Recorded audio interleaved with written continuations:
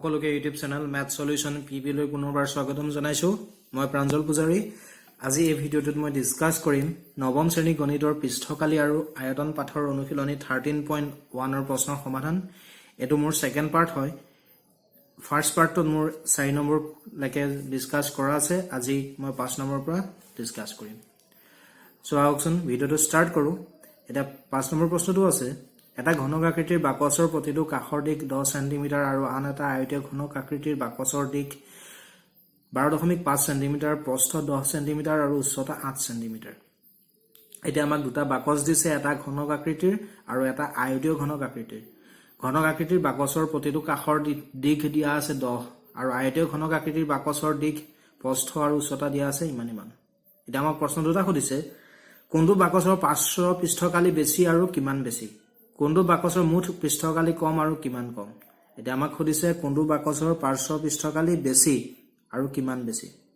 গতিকে আমি দুইটাৰে পাৰ্শ্ব পৃষ্ঠকালি উলিয়াব লাগিব উলিয়াই কম্পেয়াৰ কৰি যেটো বেছি হেতু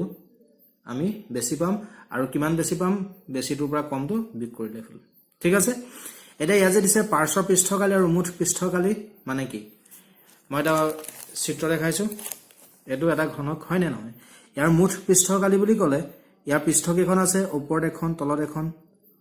ইয়াৰ এফালে এখন এফালে এখন ইয়াৰ এফালে এখন এফালে এখন মুঠ কেখন ছখন তেনেকে আয়তীয় ঘনকৰো ছখনে পৃষ্ঠ থাকে মুঠ পৃষ্ঠকালি বুলি ক'লে এই ছখন পৃষ্ঠৰ কালি হ'ব কথাটো মনত ৰাখিব মুঠ পৃষ্ঠকালি বুলি ক'লে কি হ'ব এই ছয়খন পৃষ্ঠৰ কালি হ'ব কিন্তু পাৰ্শ্ব পৃষ্ঠকালি হ'লে কি হ'ব ওপৰৰ পৃষ্ঠ আৰু তলৰ পৃষ্ঠৰ কালি নালাগে এই সাইডৰ পৃষ্ঠ কেখনৰ কালি ললে হ'ল মুঠতে 4খন এখন দুখন তিনিখন চাৰিখন পাৰ্শ্ব আৰু মুঠ পৃষ্ঠকালিৰ মাজত ডিফাৰেন্স এটো মুঠ পৃষ্ঠকালি হলে গোটেই কিখনৰ কালি আহিব পৃষ্ঠৰ আৰু পাৰ্শ্ব পৃষ্ঠকালি বুলি ক'লে ওপৰৰ আৰু তলৰ কালি নাহে ঠিক আছে এই কথাটো মনত ৰাখিব এতিয়া আমি প্ৰশ্নটোলৈ আহো এটা প্ৰথম প্ৰশ্নটো দিছে কোনটো বাকচৰ পাৰ্শ্ব পৃষ্ঠকালি বেছি আৰু কিমান বেছি আমি দুইটা বাকচৰে পাৰ্শ্ব পৃষ্ঠকালি উলিয়াম প্ৰথম ঘনকৰ পাৰ্শ্ব পৃষ্ঠকালি উলিয়াম ঘনকৰ প্ৰতিটো কাষৰ দিক দিছে 10 সেন্টিমিটাৰ আৰু ঘনকৰ পাৰ্শ্ব পৃষ্ঠকালি উলিওৱা ফৰ্মুলা হৈছে 4a স্কয়াৰ ওপৰৰ আৰু তলৰ পৃষ্ঠখন বাদ দিছে মুঠ পৃষ্ঠকালি কিমান 6a স্কয়াৰ সো পাৰ্শ্ব পৃষ্ঠকালি কিমান হ'ব ঘনকৰ 4a স্কয়াৰ ঠিক আছে ইয়াতে আমি 4a মানে হৈছে প্ৰতিটো কাষৰ দিক কিমান দিয়া আছে 10 ইয়াত বহাম 4 * 10 স্কয়াৰ হ'ব তেতিয়া 10 স্কয়াৰ মানে কিমান হ'ব 100 হয়নে 4 * 100 আমি কি পাম 400 unit to have centimeter square বর্গ সেন্টিমিটার ঠিক আছে এতিয়া আয়তীয় ঘনকৰ ক্ষেত্ৰত আহিম আয়তীয় ঘনকৰ বাকচৰ ক্ষেত্ৰত আমাৰ ডাইমেনশন একিটা দিছে দৈৰ্ঘ্য l এ বুজায় 12.5 দিছে প্ৰস্থ b এ বুজায় 10 সেন্টিমিটাৰ দিছে উচ্চতা h এ বুজায় 8 সেন্টিমিটাৰ দিছে এতিয়া আয়তীয় ঘনকৰ পাৰ্শ্ব পৃষ্ঠকালি উলিওৱা ফৰ্মুলা এটো 2 * l + b * h ইয়াত এটা ভ্যালু কেটা বহাম 2 * l আছে 12.5 plus b আছে 10 into h আছে 8 ঠিক আছে 2 * 8 আমি কি পাম 16 এটোটা প্লাস কৰিলে আমি পাম 10 ৰ লগত 12 প্লাস কৰিলে হ'ব 22.5 ঠিক আছে এটা এটোটা ইনটু কৰিলে আমি পাম ইনটু কৰি চাব ইনটু কৰিলে আমি পাম 360 সেন্টিমিটাৰ স্কয়াৰ এটা ঘনকৰ পাৰ্শ্ব পৃষ্ঠকালি আমি কি পালো ঘনক আকৃতিৰ বাকচৰ 400 আৰু আয়তীয় ঘনক আকৃতিৰ পাৰ্শ্ব পৃষ্ঠকালি কি পালো 360 সো কাৰ বেছি হ'ব পাৰ্শ্ব পৃষ্ঠকালি ঘনক আকৃতিৰ বাকচটো সো তলত লিখি দিব ঘনক আকৃতিৰ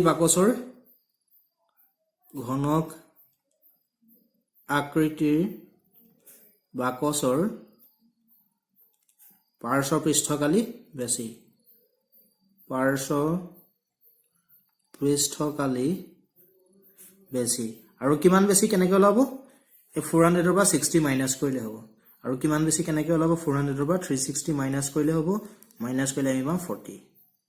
40 সেন্টিমিটাৰ স্কয়াৰ অৰ্থাৎ বৰ্গ সেন্টিমিটাৰ বেছি ঠিক আছে এটো হৈছে ইয়াৰ সলিউশন ইয়াৰ সেকেন্ড কোৱেশ্চনটো দিছিলে কোনটো বাকচৰ মুঠ পৃষ্ঠকালি কম আৰু কিমান কম 2 নম্বৰটো দিছে কোনটো বাকচৰ মুঠ পৃষ্ঠকালি কম আৰু কিমান কম কৰিছে ইয়াতো আমি কি কৰিম দুইটা বাকচৰ মুঠ পৃষ্ঠকালি উলিয়াম এটা মুঠ পৃষ্ঠকালি উলিওৱা ফৰ্মুলা হৈছে ঘনকৰ 6a স্কোয়াৰ হয়নে ইয়াত a প্ৰতিটো কাষৰ দিক দিয়া আছে 10 সো আমি ইয়াত বহাই দিম 6 * 10 স্কোয়ার 10 ক স্কোয়ার কৰিলে আমি কি পাম 100 হয়নে 6 * 100 আমি কি পাম 600 ইউনিটটো কি আহিব সেন্টিমিটার স্কোয়ার সো ঘনকাকৃতিৰ বাকচৰ মুঠ পৃষ্ঠকালি কি পালো 600 সেন্টিমিটাৰ স্কোয়াৰ এটা আয়ত ঘনকাকৃতিৰ বাকচৰ মুঠ পৃষ্ঠকালি উলিয়াম তাৰ ফৰ্মুলা হৈছে এটো 2 * lb + bh + hn ইয়াত আমি এটা ভ্যালু কিটা বহাই দিম 2 * lb l ৰ ভ্যালু আছিল 12.5 into b ভ্যালু আছে 10 plus bh b ভ্যালু আছে 10 into h ৰ ভ্যালু আছে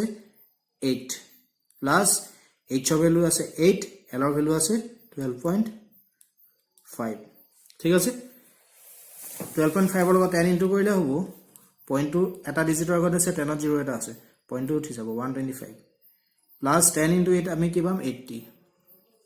হয়নে plus এৰ লগত 12.5 ইনটু কৰিলে আমি পাম 100 এইটা আমি প্লাস কৰিলে পাম প্লাস কৰি আমি 2 ইনটু কৰিলে পাম 610 ইউনিটটো আহিব সেন্টিমিটাৰ স্কয়াৰ বৰ্গ সেন্টিমিটাৰ সো ঘনকাকৃতিৰ বাকচৰ মুঠ পৃষ্ঠকালি পালো 600 আৰু আইডিয়া ঘনকাকৃতিৰ বাকচৰ মুঠ পৃষ্ঠকালি পালো 610 এটা কাৰ কম হেতু হলিছে ঘনকাকৃতিৰ বাকচৰ হয়নে নহয় সো ঘনকাকৃতিৰ আকৃতিৰ বাকচৰ মুঠ পৃষ্ঠকালি কম আৰু কিমান কম 610 ৰ পৰা 600 মাইনাস কৰিলে হ'ল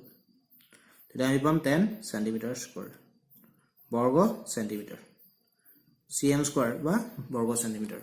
এটা হৈছে ইয়াৰ সলিউশন ঠিক আছে ইয়াৰ পিছৰ প্ৰশ্নটো আছে প্ৰশ্ন নং 6 ঘৰৰ ভিতৰত ৰাখিব পৰা এটা গ্ৰীণ হাউস তাৰ মানে সেউজ গৃহ অৰ্থাৎ কাচৰে নিৰ্মিত সৰু গছ ৰুব পৰা ঘৰ তাৰ তলিৰে সৈতে টেপৰ দ্বাৰা সংযুক্ত কাচৰ পাতেৰে তৈয়াৰী এটা গ্ৰীণ হাউস আছে গ্ৰীণ হাউসটো কিহেৰে তৈয়াৰী কাচৰ পাতেৰে তৈয়াৰী যাৰ দিক প্ৰস্থ আৰু উচ্চতা দিছে ইমান ইয়াৰ পৰা আমি গম পালো গ্ৰীণ হাউস ঘৰটো আয়তীয় ঘনকাকৃতিৰ ঠিক আছে ইয়াত আমাক উলিয়াব দিছে ইয়াত ব্যৱহৃত কাচৰ পাতৰ মুঠ কালি কিমান কাচৰ পাতৰ মুঠ কালি উলিয়াব কৈছে সো আমি আয়তীয় ঘনকৰ মুঠ পৃষ্ঠকালি উলিয়া ফৰ্মুলা ইউজ কৰি এটো উলিয়াব লাগিব যত দৈৰ্ঘ্য l দিছে 30 প্ৰস্থ b দিছে 25 আৰু উচ্চতা h দিছে 25 সো প্ৰথমটো আমি মুঠ কালি কেনেকৈ পাম এটো ফৰ্মুলা 2 * lb + bh + hl যত l হৈছে 30 b হৈছে 25 আৰু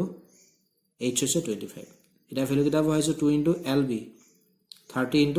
25 plus bh 25 * 25 plus hl 25 * 30 2 * 30 * 25 into কৰিলে আমি পাম 750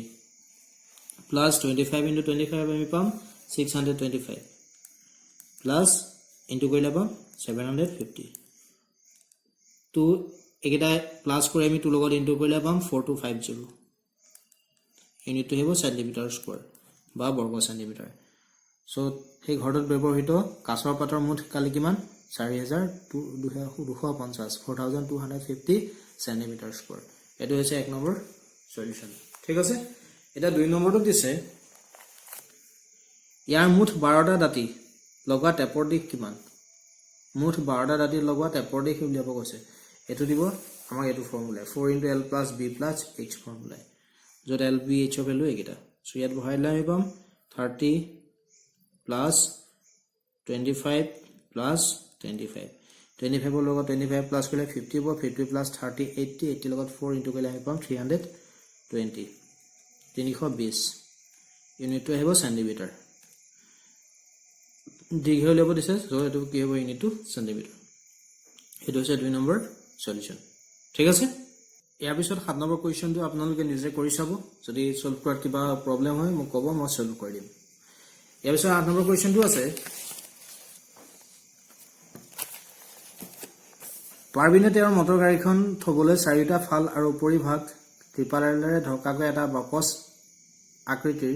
গাঁথনি অস্থায়ীভাৱে সাজিবলৈ মনস্থ কৰিলে যাৰ সন্মুখৰ ফালৰ ত্ৰিপালখন প্ৰয়োজনত পকাই ওপৰলৈ তুলি থব পাৰি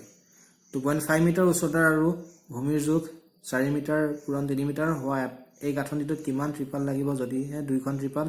চিলাই কৰা কাষকেইটা অতি ঠেক বুলি উপেক্ষা কৰা হয় এতিয়া আমাক প্ৰশ্ন কি দিছে পাৰবিনে তেওঁৰ মটৰ গাড়ীখন থবলৈ চাৰিটা ফাল মানে চাৰিটা কাষ এটা দুটা আৰু ফ্ৰন্ট সাইডটো বেক সাইডটো চাৰিটা কাষ ঠিক আছে ধকাকৈ এটা বাকচ আকৃতিৰ গাঁথনি অস্থায়ীভাৱে সাজিবলৈ মনস্থ কৰিলে আৰু ওপৰ ভাগো আছে দেই খালি নাই ইয়াত তল ভাগ নাই কি নাই তল ভাগ নাই য'ত উচ্চতাটো দিছে 2.5 আৰু দিক প্ৰস্থ দিছে এইকেইটা দেখে ঠিক আছে আৰু কাষেটা অতি কম ত্ৰিপাল লাগিছে বুলি কৈছে ঠিক আছে আৰু ফ্ৰন্ট সাইডটো প্ৰয়োজন হ'লে ওপৰলৈ তুলি থব পাৰে এতিয়া আমাক সুধিছে এই ঘৰটো বনাবলৈ কিমান ত্ৰিপাল লাগিব হেতু উলিয়াব কৈছে য'ত কি নাই তল সাইডটো নাই আৰু সেই ঘৰটোৰ আমাক ডাইমেনশন দিয়া আছে কি ঘৰটোৰ আমাক ডাইমেনশন দিয়া আছে মানে ঘৰটোৰ আমাক ডাইমেনশনটো কি দিয়া আছে লেংথ দৈৰ্ঘ্য দিয়া আছে 4 মিটাৰ প্ৰস্থ বি দিয়া আছে 3 মিটাৰ আৰু উচ্চতাটো হাইট কিমান দিয়া আছে 2.5 মিটাৰ উচ্চতা দিয়া আছে 2.5 মিটাৰ ইয়াত এটা লেংথ ওয়েট আৰু হাইট অৰ্থাৎ দিক প্ৰস্থ আৰু উচ্চতা বেলেগ বেলেগ গতিকে সেটটো কি হ'ব আয়তয় ঘনক নহয় যদি এইটা সমান হলদেন এতিয়া কি হলদেন ঘনক এতিয়া ঘৰটোৰ ওপৰ ভাগ আছে চাৰি কাষ আছে খালি নাই তল সাইডটো নাই গতিকে এটা আয়তয় ঘনকে হ'ব আৰু ইয়াৰ কালি উলিয়া ফৰ্মুলা কি হ'ব সাইড কিটাৰ কালি লাগিব ওপৰটো কালি লাগিব তলৰটো নালাগে সো ইয়াৰ ফৰ্মুলাটো হ'ব LB plus 2BH plus HL LB plus 2BH plus HL এটো ফৰ্মুলা হ'ব ঠিক আছে এতিয়া আমি ইয়াত ভ্যালু কিটা বহাই দিম LB L ৰ ভ্যালু আহিব 4 B ভ্যালু আহিব 3 2 BH B ভ্যালু আহিব 3 H ৰ ভ্যালু আহিব 2.5 plus H 2.5 into L 4 4 into 3 আমি কি পাম 12 plus 2 into 3 into 2.5 into কৰিলে আমি পাম 7.5 2.5 লগত 4 into কৰিলে আমি পাম 100.0 that means 10 তাৰ মানে কি 10 12 plus 2 into একটা প্লাস কৰিলে আমি পাম 17.5 12 plus এটো into কৰিলে পাম 35 প্লাস কৰিলে আমি কি পাম 47 সো কিমান বৰ্গমিটাৰ ত্ৰিপাল লাগিব 47 মিটাৰ স্কয়াৰ ইমান বৰ্গমিটাৰৰ আমাক ত্ৰিপাল লাগিব ঠিক আছে এটো হৈছে ইয়াৰ সলিউশন সো আজি মই এইখিনি কোৱেশ্চন ডিসকাস কৰিলো ভিডিওটো চাই কেনে পালে মোক কমেন্ট কৰি জনাব ভিডিওটো লাইক কৰিব লিংকটো ফ্ৰেণ্ডছৰ লগত শ্বেয়াৰ কৰিব আৰু যদি আজি চেনেলটো প্ৰথম আহিছে চেনেলটো সাবস্ক্ৰাইব কৰিব যাতে মই ভিডিও দিলে পোনপটীয়াকৈ পাই যায় সো আজিলৈ আহো বাই